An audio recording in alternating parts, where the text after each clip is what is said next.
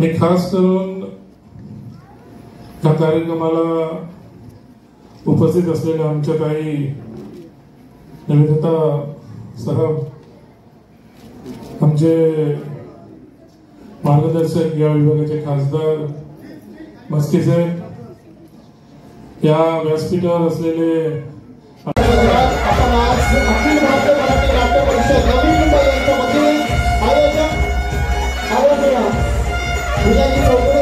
उपमुख्यमंत्री महोदय एकनाथ शिंदे साहेबांच्या हस्ते अच्युत पालव साहेब यांचा त्यांनी सन्मान केलेला आहे।